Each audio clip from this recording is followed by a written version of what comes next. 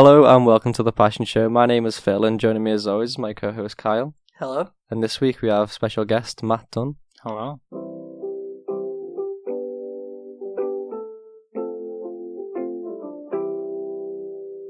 So in today's episode we're talking about acting. So Matt's an actor? I am an actor, yeah. I've been acting since...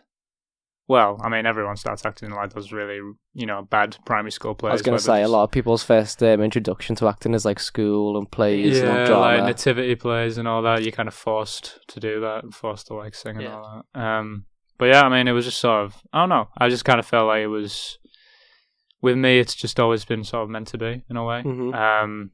Because literally, like before I was born, like when my mum was pregnant with me, she was watching a lot of Friends. Okay. So like I'm named after like Matt LeBlanc and Matthew Perry. Oh, cool.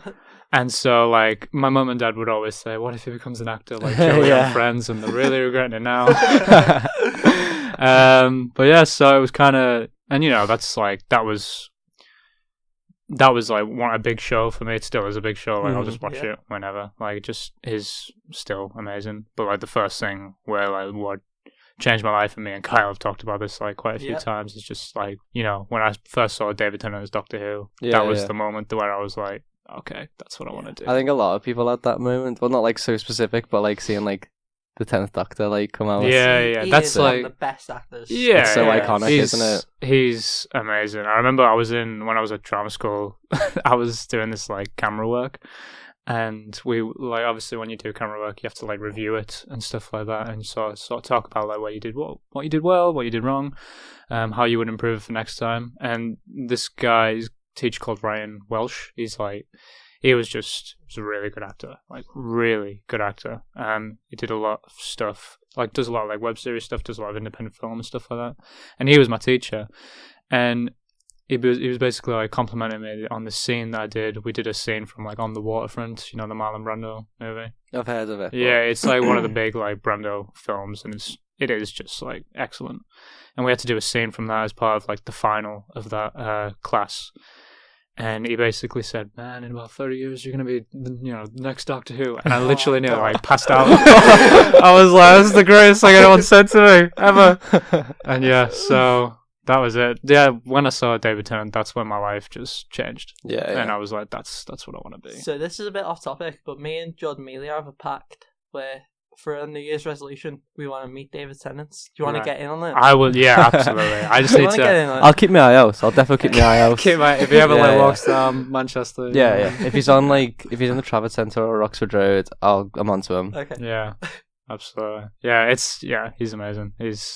So, where did you start like acting for yourself? Was it in school and stuff like that? Was it in nativities and drama lessons and stuff? Well, I was never really that interested in it when it was like, I was more when obviously you do it at primary school, and then when you do like the nativity plays and like the like we did a play called No Malone and stuff like that, and like the Late Wise Man. I don't know if that was, does anyone Did you say No Malone? No Malone. It's like this like little elf that like, because each year would do it, and my little brother, this is his claim to fame when it comes to acting, he was No Malone.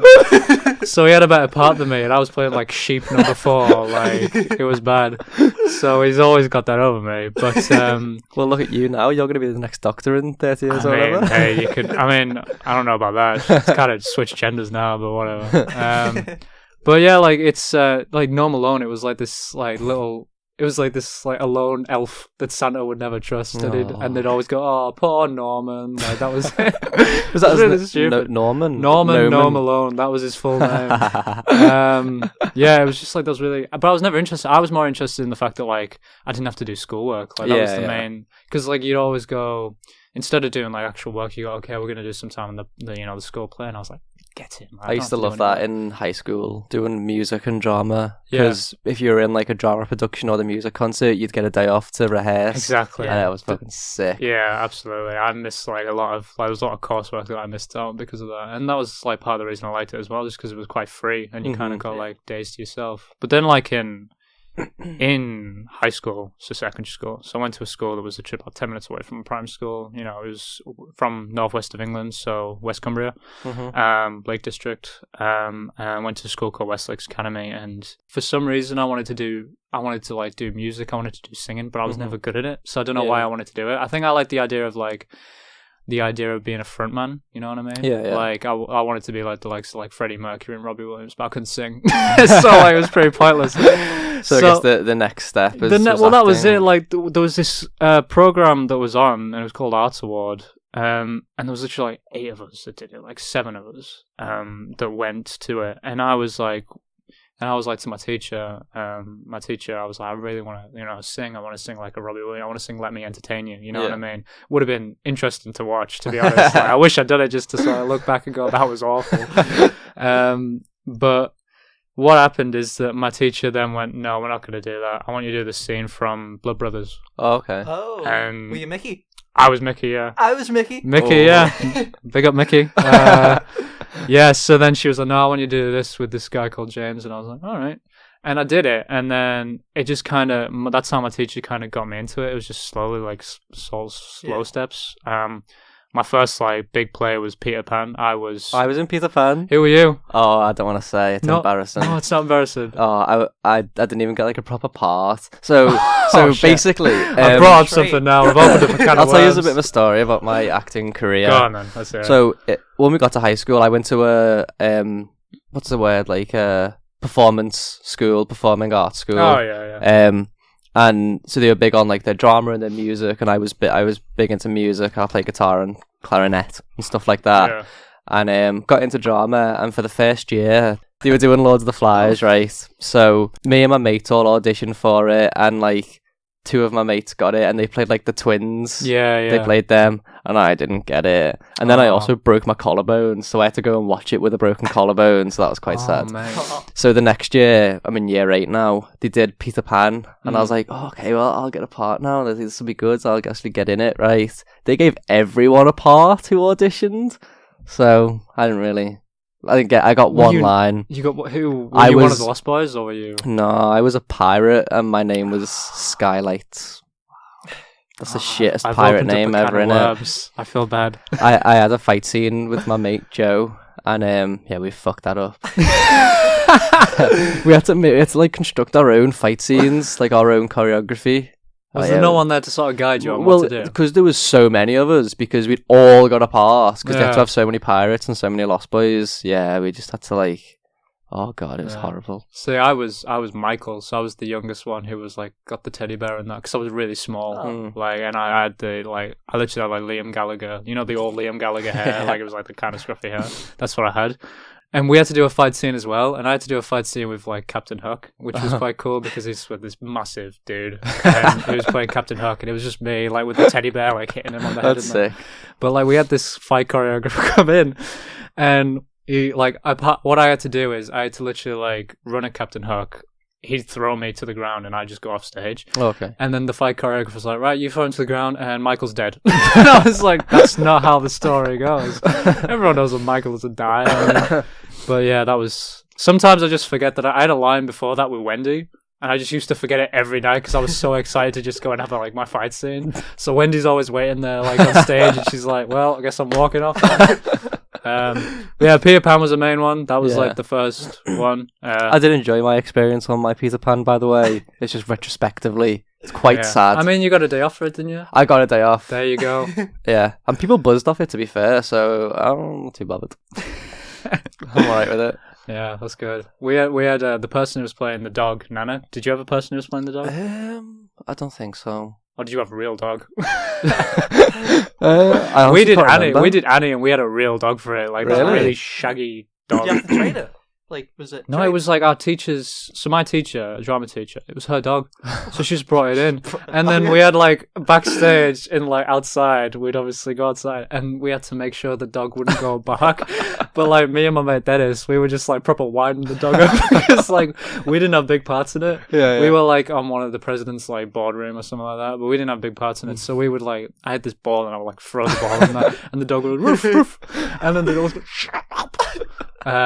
and we were just loving it. Because when you don't have a big party, you just kind of tend to mess You just mess around. about. Yeah, that's literally it. That's what I took from it when I did Peter Pan. Yeah, that was me for Annie. But like Peter Pan, I was all serious. I was like trying to impress and everything like that.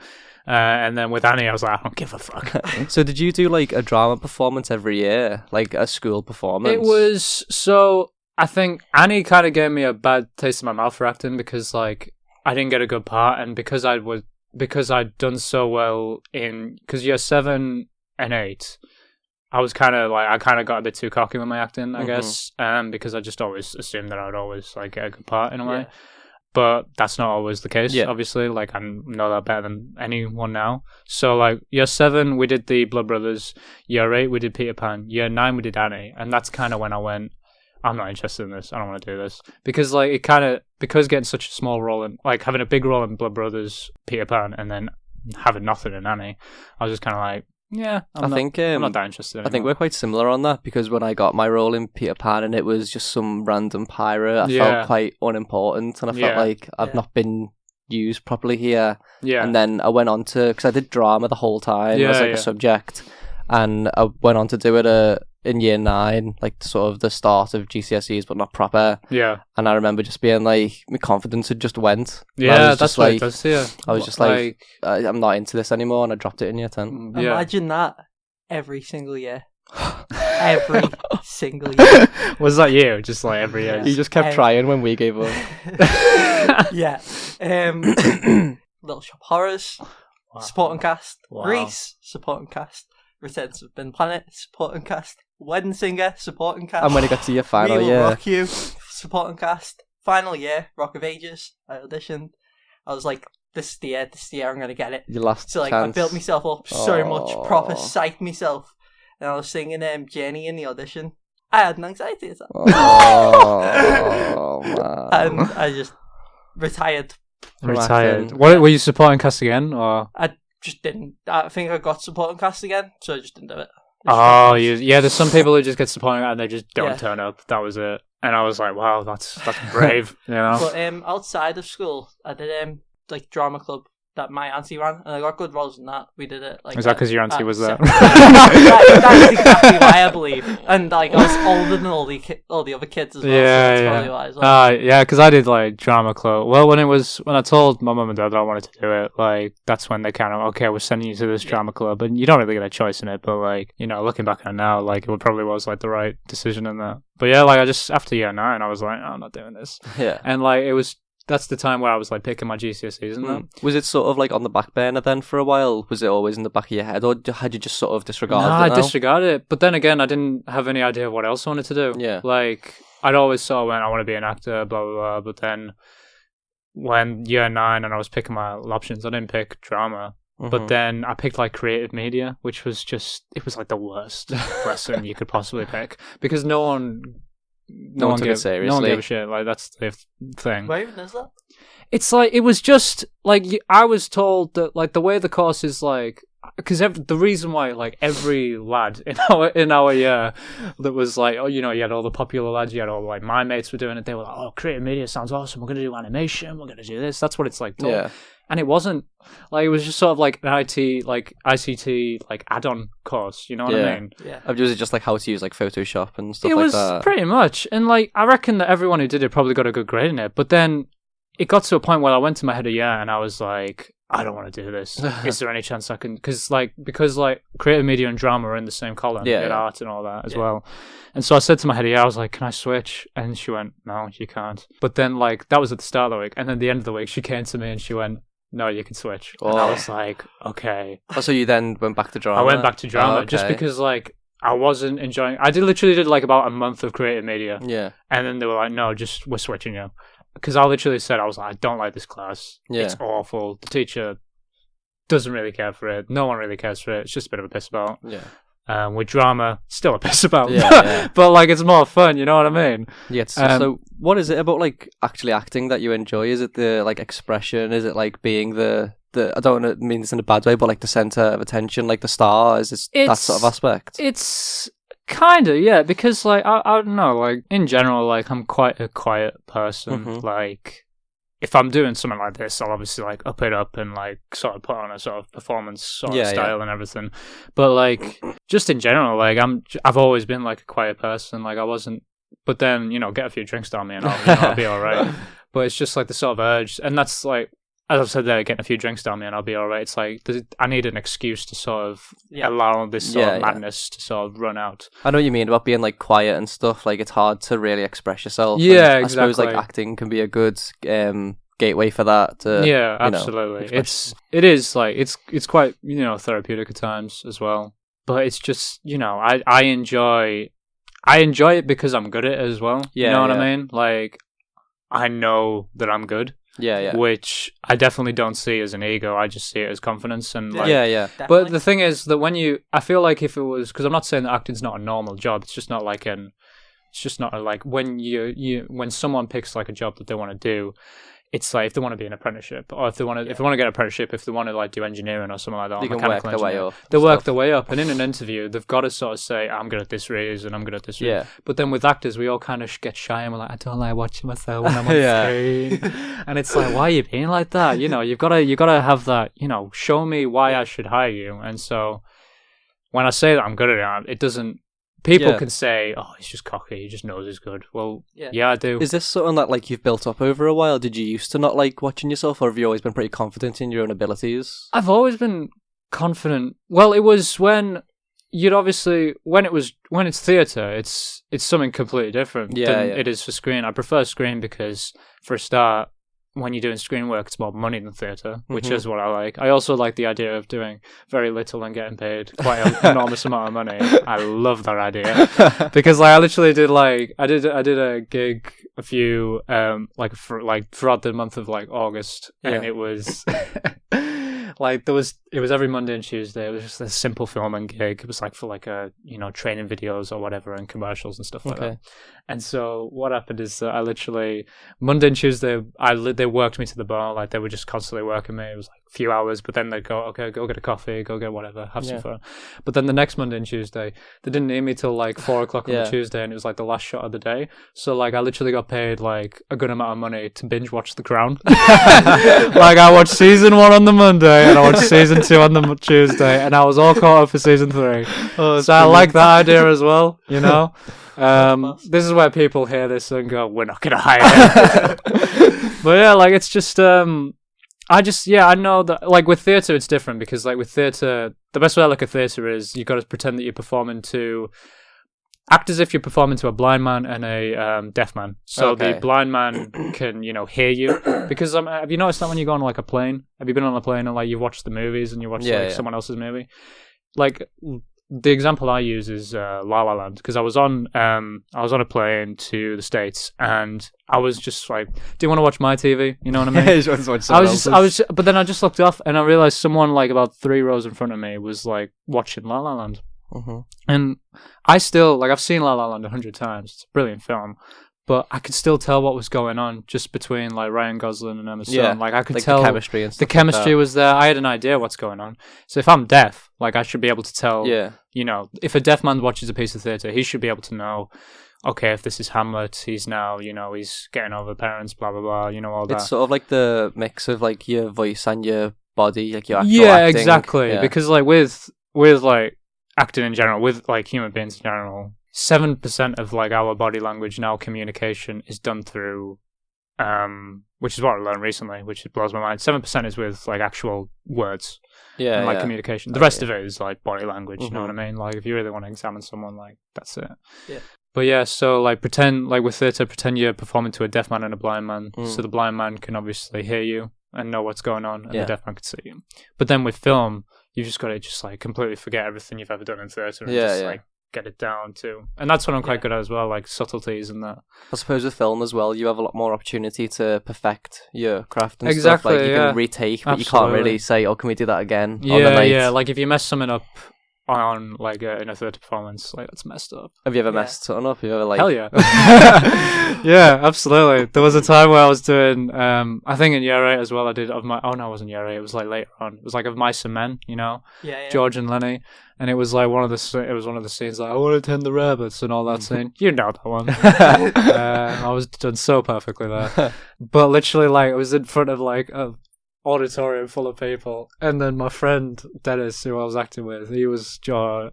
Which was George? George is the one that shoots him. George, I was George, he was Lenny. And, like, he literally said his line and I just forgot and I just laughed in his face. I went, and then I went, yeah, okay. And then the scene was just like, it was just awkward and we just walked off stage and I was like, that was the worst acting I've ever done. Oh. Literally, it was good until then, but I just literally went, he said his line, I went, and just laughed in his face.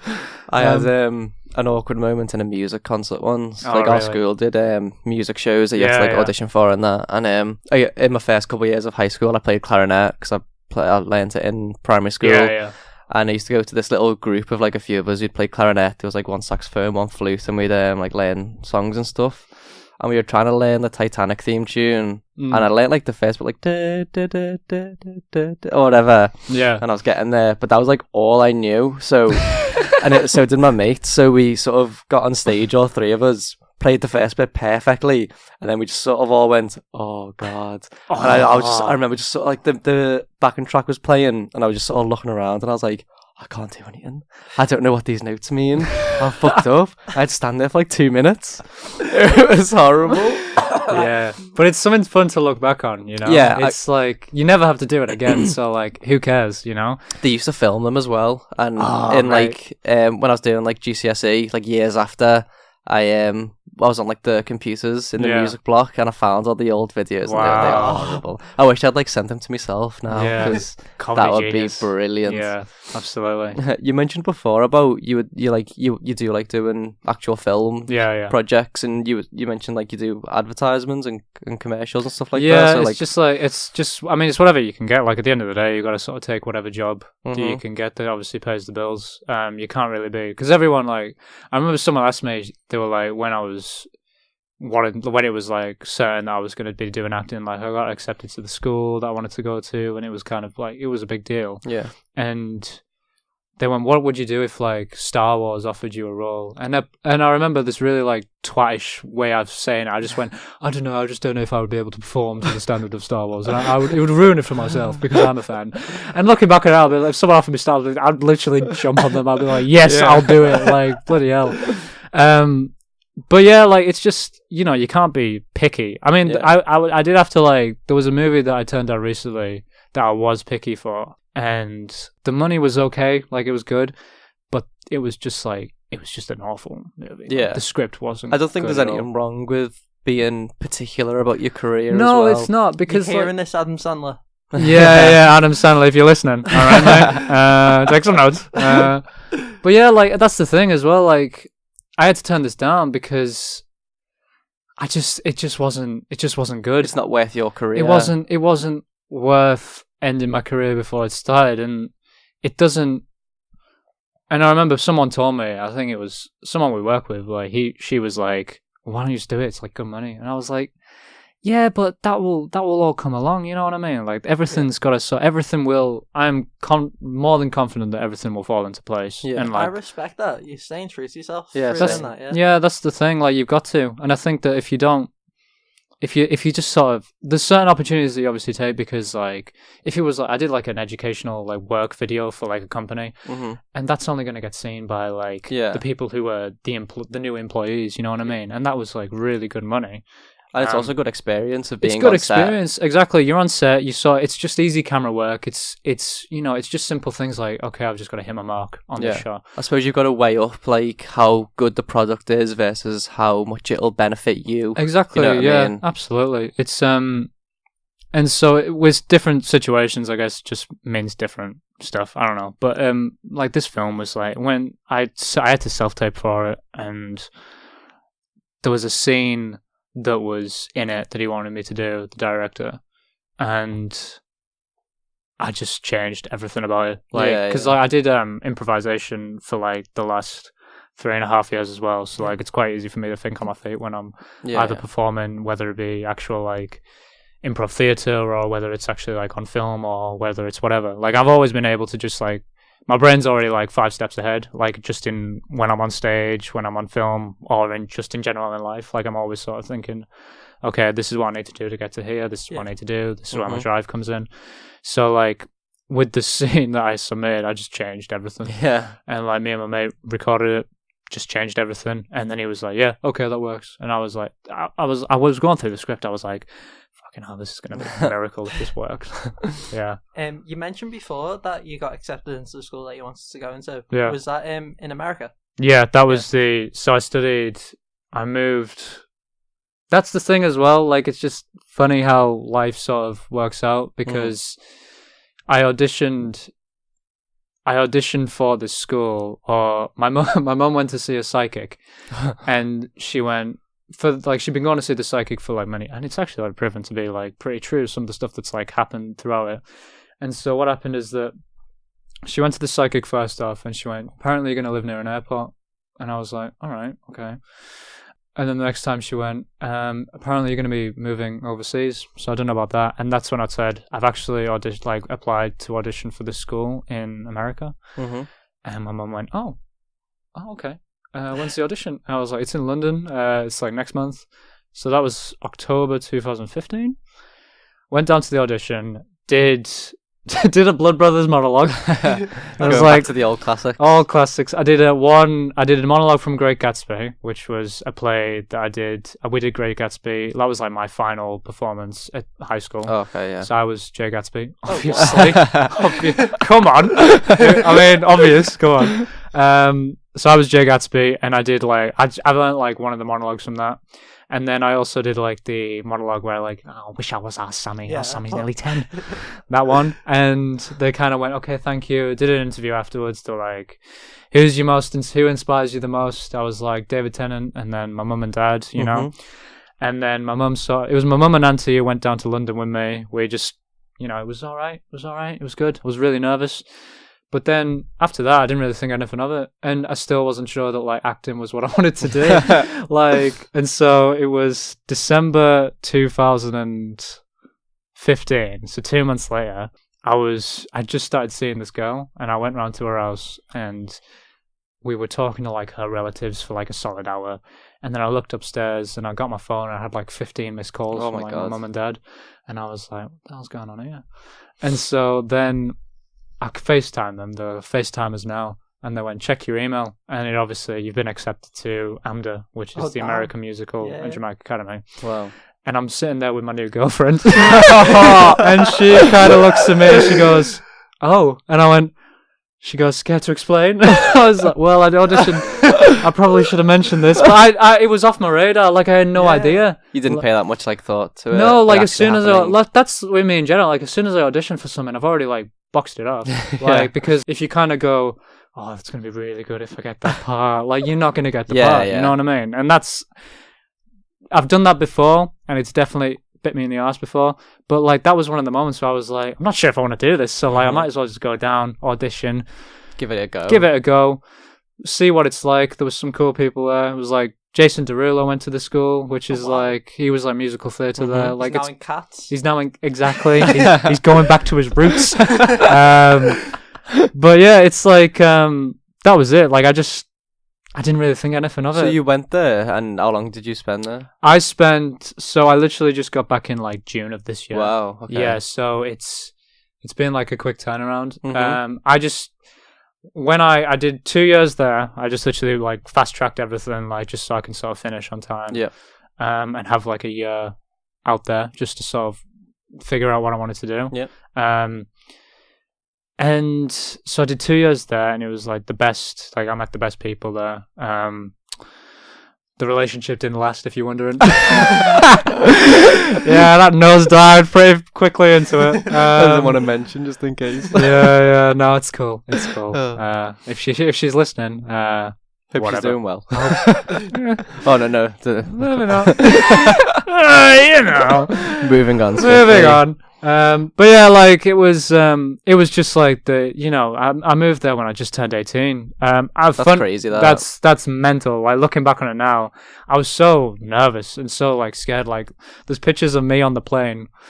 My dad was like taking them, like let's smile, like let me. And my dad was like, my mum was like, make sure that he's smiling. You know what I mean? Because obviously, like I was nervous. Yeah. I didn't realize till the night before. Like I said goodbye to everyone, said goodbye to my mates, said goodbye to my ex-girlfriend, like, and then I went, oh shit, I have to do this now? Yeah. Like, I was nervous moving to Manchester from Liverpool when I was 19. I couldn't imagine going across the Atlantic Ocean for 9 hours. Yeah, it's like a solid, like, it's nearly a 20-hour trip, you know, when you're waiting and stuff like that. It's 20 hours of your life you'll never get back. But I just remember, like, I was literally, like, just on the plane there, and there's a picture of me with, like, I think, because my mum and dad, those are the type of people, like, my mum specifically, like, if it's your birthday and you go out for a meal, she's the type of person to be like, it's his birthday. Like, bring him a cake. Like, I've got a cake for him. And it's, like, a caterpillar cake that's coming out, and, like, we're in Wetherspoons or whatever. But then, like, so I think that they'd got like one of those like fake Oscars and they'd said Matthew, like Virgin Atlantic got this. Oh, really? And they went, and so my dad took a photo of like, they went, here you go, Matthew. And I was like, fucking hell, this is awful. And I was still like, my dad took a photo and I'm just literally like on the phone, I'm like, he looks very unimpressed. I'm just unimpressed. Like, and when you're watching films, like, I think I watched like about 4 films to keep my mind off it. But then I finally got there. And then we kind of obviously checked into my dorms, and I had a roommate called Justice, and the other roommate was called Dunn. Oh my god! Very interesting names. Very American names. Very American names. Dunn dropped out. Literally early doors. So me and Justice had like a spare bed that we'd like turned into a couch. Nice. And then Justice turned out to be an arsehole. So he switched halfway through the semester. To be fair, with a name like Justice, yeah, I don't know what I was expecting. Yeah. It just he was a proper like pothead as well. And that was a time where I was like, I'm not doing any weed, not doing any of that, you know. Just started staying away from it, and so he was kind of a bad influence, I guess. But yeah, that didn't work out. We got a new roommate, Xavier, and he's like still one of my friends to this day. Like he's chill, like he's cool, he's a photographer and an actor. And so yeah, like it was kind of like looking back. I think I finally looked back on it this year and kind of went, that was bizarre. Yeah. Like, well, when we were like getting into this, I didn't know anything about that, and you were saying like you applied for a school and stuff like that, and then you went, oh, in America, and I was like, wait, what? Stop a sec. Yeah. Where in America was it again? It was so it was like smack bang in the middle, like Hollywood. Whoa. Yeah, Hollywood. Actor place to be. Yeah, and like before, have you seen Entourage? Have you seen that? No. Entourage is like about this. It's basically based off Mark Wahlberg's like life as an actor in Los Angeles, and it's he's got this group of people. It's like Mark Wahlberg's like known for having his entourage or whatever. And I actually met one of the cast people, like main cast there, like Adrian Granera. He was in like Devil Wears Prada and stuff like that. But Entourage is his main thing, and so. It was like I was watching that before, like that was like me getting in the mood for it because it shows you Los Angeles and it shows you like the really cool parts, and I was like, this is gonna be awesome. I'm gonna be 18. I'm gonna be living here. I'm gonna be English in America. This is the dream. And then literally like in Hollywood's like the biggest shithole in the world. Can't drink either. You can't drink. You drank, but like but you can't go out to a bar, which is. And I just turned 18 as well. Yeah. Which sucked. It's heartbreaking. Yeah, and so literally like. I was walking to like my first class, and this was like Thursday in Hollywood, and there's just this homeless guy passed out like next to us, like on like the trail up there, and then I'm walking up there, and then he just starts masturbating. I remember you telling me this, and I was like, wow, this is first thing. I was like, they didn't show this in Entourage. Fucking Mark Wahlberg. In your film of your life, you can have the masturbating homeless man. Yeah, that was it. And then then I was walking back. This happened in the same day, and I was just walking back with like a lad from class. It was still awkward conversation. We were like, "Oh, what do you like?" Yeah. And then this homeless guy was like, he was approaching. Homeless people love me apparently, so he was like approaching me slowly, and I was like, he's gonna ask for money, and I'm gonna say, sorry mate, I've only got my card, blah blah blah, whatever. And then he just literally, instead of asking for money, he just went, you look like fucking Spock. And I was like, thank you. And like me and my mate Cole, we were just like, that was mental. Why we still talk about like that was he was like walking over, and then he just sort of went, "Fucking hell, you look like Spock." That was like my first experience of America and Hollywood, and I was like, "This is awful. Like this is bad." But then like after I graduated, I moved to Burbank, California. Oh wow. Which was really cool because it's like right around the corner from like Walt Disney Animation Studios. It's like I was around the corner from Warner Brothers, which was, if you had an audition for Warner Brothers, it was pretty ideal. Just obviously like go in there, audition, whatever, move out. But yeah, like Burbank was definitely like an upgrade. Like it was such an upgrade. But yeah, it was like that's the thing. Like I'm talking about it now for like the first time in quite a while, like properly and in depth, and it does like feel mental. Like looking back on it, it's really interesting. Like it sounds like your general point of stuff is to sort of give it a go. You know what I mean? Yeah, like the absolutely. way you went to the audition, you just to see if you could get it. Not obviously investing that much into it, but still trying your best. Yeah, I feel that's quite a good sentiment. Like, do you feel like looking back on your time at the school in America, you really appreciate that you went and stuff like that? Oh yeah, like, but it wasn't even to do that. Like the reason why I kind of so after I graduated, which I think is it's a pretty normal experience for someone to go through, and I think that it happens to like quite a lot of people, where whatever you studied in, it's kind of like you just want to break, yeah, definitely. So like for the year that as soon as I graduated, I obviously went to celebrate in Malibu. It was pretty cool. I was on like the beaches and that, and I kind of like looked out. Like we had it was this beautiful beach. Like it was absolutely amazing, and I kind of like looked out to the beach, and I was like, okay, this is like this like could be like the biggest year of my life. Whether anything happens or not, whether I land something or I don't land something, and it turned out to be, and I was right. Like I wasn't expecting, like the year that I had was amazing, but it wasn't even. But I wasn't. That's the thing again. Like I kind of lost I kind of lost my interest in acting. I lost my passion, which isn't good to come on a show about passion to talk about. But it was what it was is that. I didn't lose my passion. Is it that feeling of burnout, sort of, that you've done it so much? Yeah, it's kind of like, because you kind of want to break, you kind of want a gap year, and I kind of took a gap year where I just sort of took time for myself, And you feel like now that you've came back to the UK, you're trying to get back into it more by doing like that's the thing, like that. it kind of I gained some perspective in a way. Coming to Manchester really humbled me out. Which don't tell anyone from Manchester because they'll knock you out. I told that to someone the other day, and he kind of just looked at me like, "What a twat." Humbling out. But that's the thing as well. Like I kind of gained perspective. Like for that year, it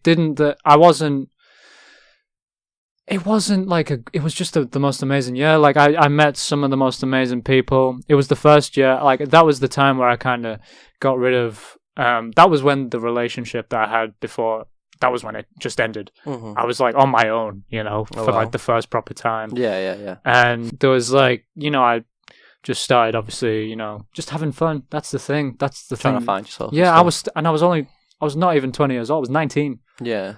And which is mental. Like I'd finished college, finished like graduated, and then was like, all right, what's next? How old am I? I'm 19. Bloody hell. Yeah. So then like I went to, I obviously started living in Burbank, just started working like a normal job, just like cinema job, cinema hours, same, and then I worked at like a comedy club, like the main comedy club in Burbank. We mentioned this in a Lost episode.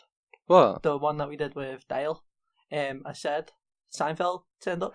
Yeah, so that was cool. I'm like comedy's always been something that I'm interested in, but I don't necessarily want to do it. I'm more interested by. Is it just like you enjoy it as a I viewer? enjoy it, but in that year as well, like I'd started doing improv, and like I did a year of improv, and that was less anxiety driven than going up on stage where there's just a microphone and your opinions kind of carry if you're funny or not, and you kind of, which I tried doing once, but I just didn't like it because I also saw like kind of working in a comedy club, like, because I was the showrunner and like the announcer at Flappers Comedy Club, and it's like the worst name in the world, like Flappers Comedy Club in Burbank. It's awful name, but it was like it was like an old fashioned building. It was like a proper comedy building, and there was a lot of people that obviously like went in there. Like there was a night where like Conan came in, like Conan O'Brien, and I missed him, and it was like I was really naffed off about that.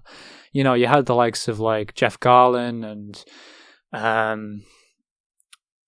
who else? Kevin Nealon. He was on like there's a show called Weeds. He's just a really good comedian. He's just like, and he doesn't really. He's just got really witty. He's very witty. Yeah. There's a lot of comedians that I've like discovered, which was kind of cool. Like, there's a lot of up and coming comedians that like I would refer my friends to.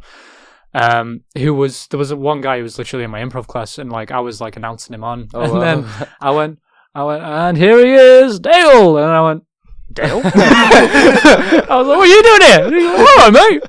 Just as he's walking on, he's like, we're shaking hands, and the audience crowd died down. We're still having a conversation, like, oh, how's it been? And he's like, yeah, I'm good. I'm like, yeah, mate, get up on stage. What are you doing talking to me?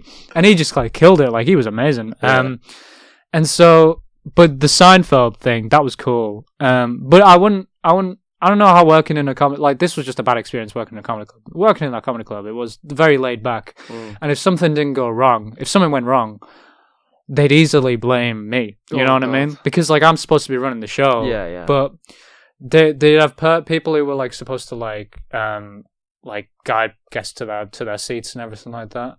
But it was just too laid back. So when something went wrong, you know, you went wrong, and they just kind of blamed everyone. Like, I got yelled at a number of times, and like someone would tell you one thing and be like, right, we're not starting yet, but then someone came in and shouted at me and going, we're starting, the big boss is here, what are you doing? And I was like, I don't know, like, someone's just told me not to do it, you know what I mean? Don't play the intro. And I would obviously like announce like, welcome to Flappers Comedy Club. And it was kind of cool doing that, you know. Please welcome your host, Kyle. I think my intro should be a bit more extravagant like that. Yeah, I'll do the intro. Hello, welcome to the Passion Show. The Passion Show with your host, as always, Kyle. It was just a lot of fun to do that. But the Seinfeld story is that there's a lot of people, obviously, like, they do this. This is normal in like comedy club, like kind of venue. People just drop in, like famous people, you know, as well. When I was out there, I was able to watch like Dave Chappelle at the Comedy Store. Oh wow! Which was like amazing. That's insane. That was amazing. Like, Joe Rogan was on that night as well. Oh my god! Like, that night. Like, yeah, it was like Joe Rogan and friends, and Dave Chappelle just like dropped in. That's incredible. Yeah, and like Dave Chappelle's got writers in the crowd, and I was like, these people stealing his jokes? No, they're just his writers, because he just like improvises. Yeah, he just goes up and he's like, okay, I'm going to talk about this. And it was really like interesting to sort of see that.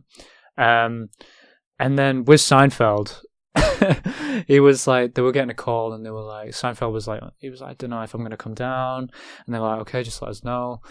And like, I was like on the phone at one point because someone was busy. I was on the phone to like his like team, which was kind of cool. And I was like, yeah, it's Matt from Flappers. Still the worst name in the world. I was like, is there any progress? And then I finally got the like go ahead, and they were like, okay, he's gonna come down. I was like, do you know how much time he's gonna do? And they were like, no. So he comes down, and then we obviously like, I posted on the social media because that was like part of my job as well. Like, literally, I was doing everything. I was announcing, I was like doing the lights, I was doing the thing, and then I was doing the social media and like bringing the screen up or whatever. And then I literally posted on social media. I was like, quickly, Seinfeld's coming down in 20 minutes, blah, blah, blah. Get your tickets now. And so obviously he goes up, and we got like lines out of the Flappers. Like, it's the busiest the Flappers has been for like ages.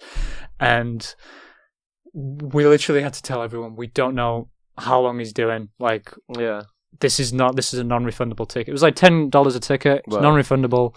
We don't know how long he's going to do. And so then they'd go, I don't care. They'd obviously give the money or whatever. And then and then within like, some people just sat down. They were like, oh, seeing Seinfeld, here we go. And then he went, okay, thank you very much. Good night. And then they went, can we get our money back? We went, no, we told you. We did not. And there's still like a line of people who wanted to see him. Yeah. That was his whole act. That was he literally, because like people were coming through like while he was doing his act, so he'd done like 10 minutes, and then we're like, we don't know how much he's gonna do. Like he could finish it, he could be finishing out, and they're like, we don't care, just give us the tickets. And then like as soon as like this couple sat down, I saw them sit down, and he went, oh yeah, that's my show, good night. And like that was it. So did you meet him personally? I think I talked to someone on his team who I'd spoke to on the phone, who he just came down with, and then he kind of gave me like a little nod. Which was just it was cool. Surreal. Like it really was. Like it's Jerry Seinfeld, man. You know. Did you ever see like celebrities just walking down the street when you lived in like Hollywood? Or... Oh yeah, like I saw like Chris Nolan. I saw him. Oh wow. Whoa. I saw him at the Rogue One premiere. So when Rogue One was premiering, I actually went to the premiere, which was fucking That's mental. Oh wow. And I met on my Instagram, Matt Dunn _line24. We'll link it in the description. Yeah, link in the description. I think that's my username. I don't know if that's my actual username. But I It'll met, be there anyway. It'll be there, yeah. So I went to the Rogue One premiere, and it was just everyone was there. It was apart from like Mark Hamill and Carrie Fisher went there. Which I was just expecting them to be there, but you had like people from like C-3PO, Anthony Daniels, okay, and I met C-3PO, and there's a video on my Instagram of me shaking hands with C-3PO, and he's like signing like my comic book, Star Wars comic book, and he's kind of going. And he came straight over to me, because I literally yelled over. I was like, Anthony, I'm British. We share a queen. And then he came over and he was like, hello. and he goes, you're from England? And I just like froze up, and I was like, yeah, I'm from England. He goes, what are you doing over here? And I go, I study like round the corner. And he goes, oh, how terrifying. And he goes, it was a pleasure to meet you, and then walked over.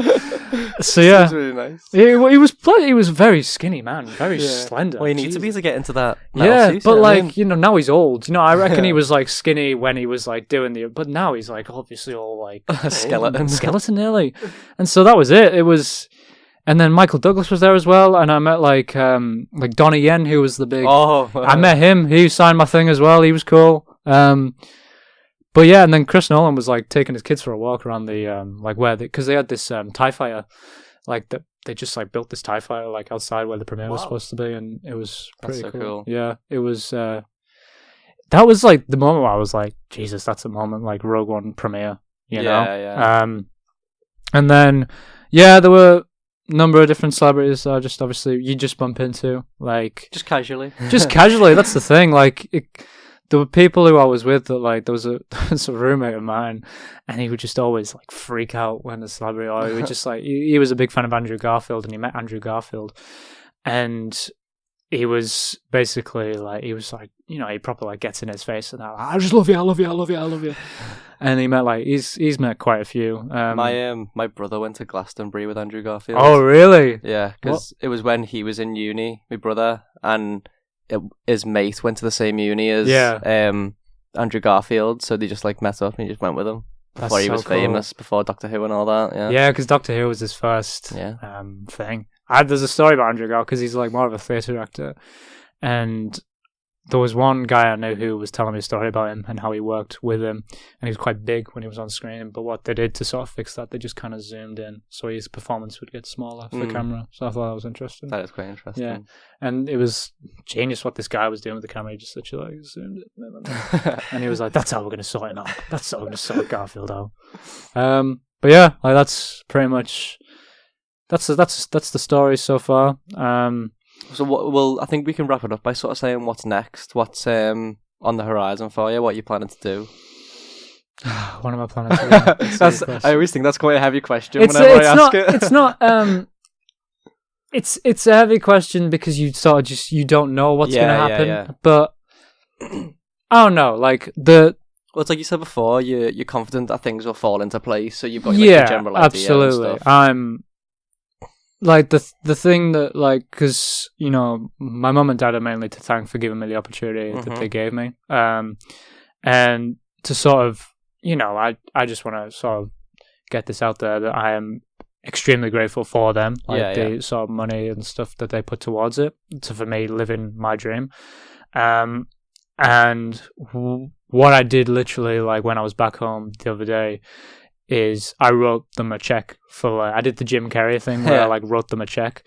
And that kind of, it's like on my screensaver on my phone at the moment, you know, just to sort of keep me in place, just because that's just like a constant reminder of like, okay, that's what I'm working for. And at the end of the day, if I don't have that money by the time that I've said I'm going to have it, it's not the end of the world. You know, it's still it's still a goal. And by the sounds of it, you've still had like the maddest experience. Like, it's absolutely. super interesting. Stories to tell, That's super interesting absolutely. Stuff. Like, we might have to title this podcast "Acting and America Chat." America Chat, part 1 of however many you want to do. But yeah, it's like, because I wrote my mum and dad this check for however much amount of money, and the goal is for them to retire. That's the goal, to sort of get that money together and then retire. That's quite a humble goal, though. It sets the parameters of what you want to do as well. Yeah, you know, it's not like I'm writing myself a check and it's been like, okay, this is what I'm gonna get. Big house. No, but it's what it is. It's just you got to have that. I feel like it is confidence at the end of the day, but you've got to have like a visual goal. You've got to just have goals in general, because at the end of the day, if you don't have a drive, then you need something to sort of go, this is what's getting me out of bed every morning. Yeah. And that's what I have. Like, I have that drive to sort of go, I know exactly how I'm going to do it. I know exactly the steps to how I'm going to, you know, get to where I'm going to be. My mum and dad always say, we don't get where your confidence comes from, because I'll go into an audition, not get the audition, but then kind of go, oh yeah, it was really good. Yeah, I did really well. Like, I was acting really well in it, but then didn't get it. So they're kind of like, well, how did you not get it? I was like, because sometimes it's just not your day. It's just not your chance. Just, like they're looking for something. They're looking for something very specific. Unfortunately, you don't fit into that. But when that does happen, oh, it's going to be brilliant. Yeah, I think it's interesting, like you said as well, that it's all an experience. It's all, you know, building towards the next thing. So try and look at it in as much of a positive light as you can, and don't let those, you know, rejections like really the best way to do it is just to box it off. Like, as soon as you've sort of went to the audition, as soon as you sort of read it. And at the end of the day, like, this is like, an audition is just a chance for you to play a character. Yep. So play it. And do the thing you love. Do it how you would do it. Do it in a unique way. Just do it the way you want to do it. But yeah, it's just unique. I feel like I've got that drive, so everything will fall into place. And yeah, that's it. That's where the passion sort of comes from. I really appreciate that you guys are doing the show, because it's thank you very fucking much. Cool. Thanks, man. This has been fascinating. Genuinely fascinating. Yeah, it's but yeah, like, when people talk about like people's passions, like, everyone lights up. You know what I mean? Yeah, just because you don't get. I feel like with me, because I'm so into film, like, film's my biggest thing. I get to talk about that quite a lot, you know what I mean? What do you study, sorry? Film and media. Film and media, so you two have both film and media? Yeah, right, sweet. So, like, films come up quite a lot, but when you get people who are interested in, like you say, acting, how often do you get to talk about, like, your acting experiences and stuff, do you know what I mean? Absolutely. So I think it's good to give people, like... Yeah. It's always like, if I'm ever on a date with someone, it's always my first date question, because, like... If I was on a date once and I was like, what's your passion in life? And she was like, I don't really know. Yeah. And I was like, all right, brilliant. Check, but please. then I was like, check, please. She's paying. But then there was a date that I went on. I was like, what's your passion? And this girl just went off and shit. She was like, dancing's my passion. I love dancing. And I was like, yeah, let's talk about that. Like, and, you know, because it is someone like lights up when they talk about their passion, which is just really, really cool, you know. But yeah. Well, I think on that very positive note, we'll wrap it up there. So thanks to Kyle, as always, for being my co-host. Thank you, Phil. Thank you very much to Matt for coming on and talking about acting and America and everything relating to it. Yeah. And if you have any passions yourself that you want us to talk about, feel free to leave them in the comments below. Or hit us up in the DMs if you want to come on the show yourself. Yeah, if you want to come on the show, just feel free to message us and we'll get you on the show, because we're always looking for guests. But other than that, we'll see you next time. Have a good day. See ya.